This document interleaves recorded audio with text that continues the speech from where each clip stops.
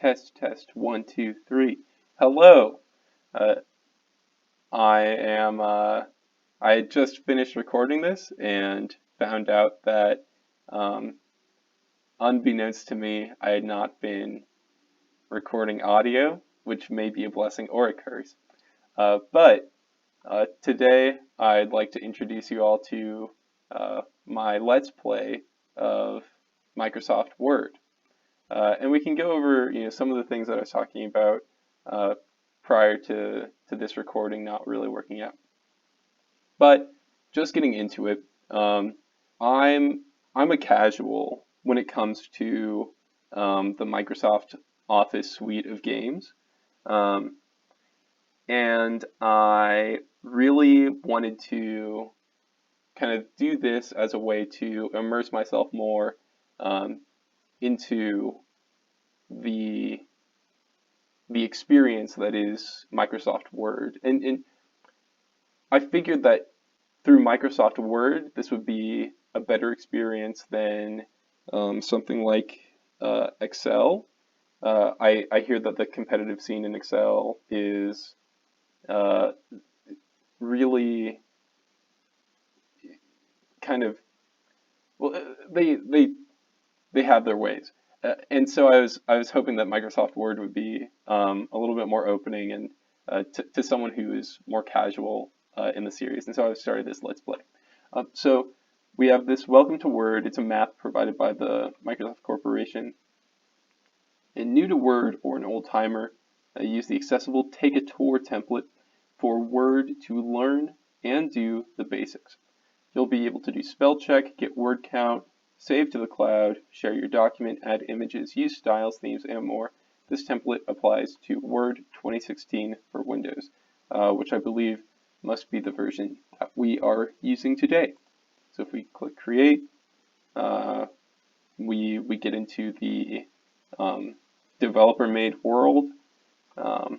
It's document 1 because we haven't saved the world. And I've done I've had a few save files in Microsoft Word before, so I'm not completely new to it, but I haven't gone through any of the developer tutorials before, and so I figured this can be a growing experience for you and I, where we just learn more about this product. I hear that a lot of people are using it, um, and so it can be helpful for anyone.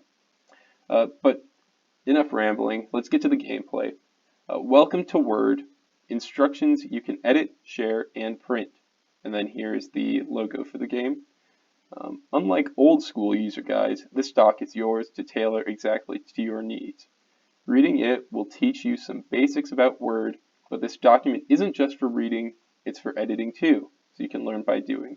And this is one of the things that I thought was really cool about this. It's not a piece of paper. A lot of the games that you would used to get, I don't even think you would get anymore. But a lot of the times you would get instruction manuals, and this time it's more of a tutorial level that the game is introducing you to. So we can just start right now. We're like Ghost, and that's a little spooky. And then like a Ghost, this might be an advanced kind of thing to do, but we can go here. This should be and now it's like a real ghost. So for practicing using word features, watch for try it text in red throughout this document. If you've only got a minute and you want to see how this works, watch the video Welcome to Word. And this I think is cool too. You don't have to go through the tutorial world. You can possibly save time watching the actual video. I don't know how long it is. I haven't watched it. I figured that we can learn this just through going through this tutorial world, and we can do it like that. Oh, and I'm skipping ahead a little bit here, but I did notice this is going to be covered further in the tutorial, but I figure we should touch on it now. There is this little blue dashed underscore line, and that's going to be to actually change stuff that's in, already written in text, to be more grammatically eloquent, I guess. And it's a pretty big script that the game is going through. There's a lot of speech interactions that are going on, and it's it's interesting to see, and I like to see this new take that's being put into narrative-driven games these days.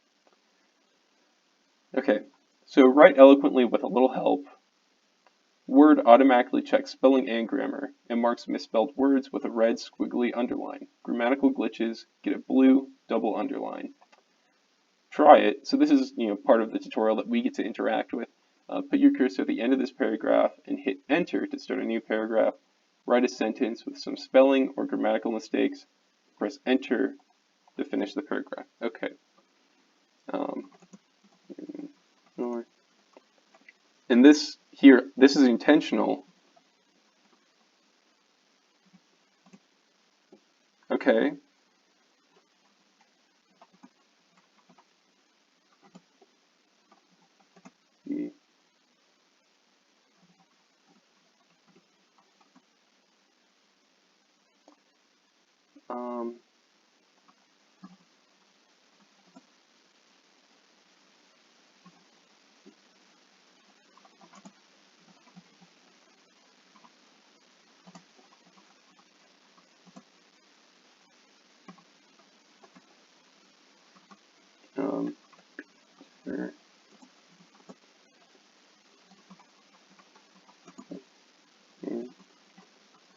No, not him.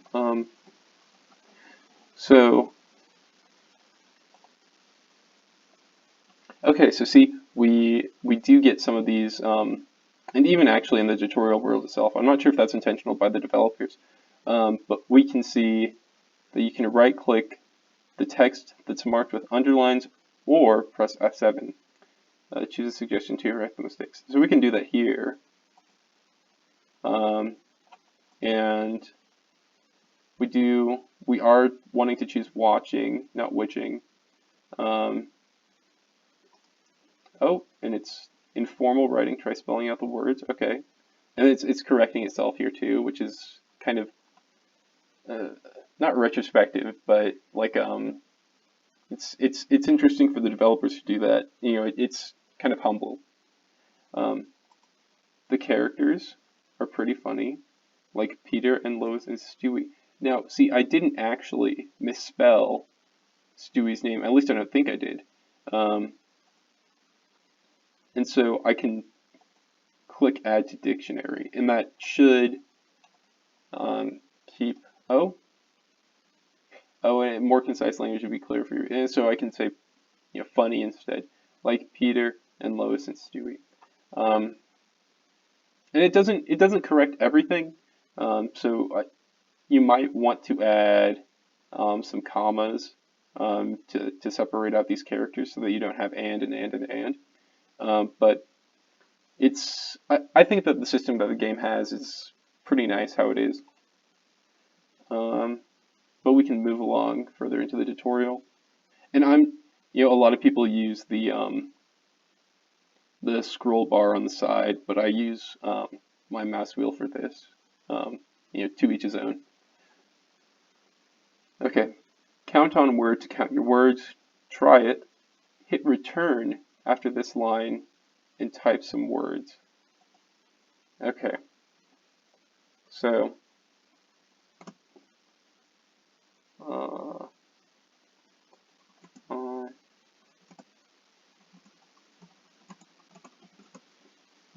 okay, and so I should call this to your guys' attention here. But there is a word counter here, so it counts the amount of words in the dialogue of the game. So you can actually add your own dialogue to the game, which is really neat. I think it's a really cool feature that's done. I'm in favor of the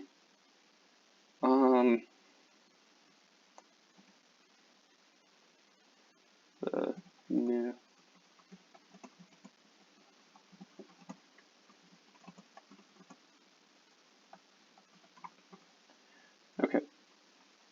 And so if you were paying attention, you might notice that we had fewer than 1,030 words previously, but now we have a full 1,030. Okay. And save this for later, access it anywhere. When you save this document in OneDrive, you'll be able to open it anywhere on your computer, tablet, or phone. Your changes will be saved automatically. And I think that this is cool. There's it's not really cross-platform, but it's the Microsoft suite of products working with each other. So this game interacts with OneDrive, which I'm not sure is in itself a full game, but it's like it's a sort of, it's like an interface. It's like an app. So if you had, and I don't know if any of this is going to reach any people, but it's something similar to like Pokemon Bank, where you could have Pokemon stored in one game, and then you move them into the bank, and then you could put those same Pokemon into another different game.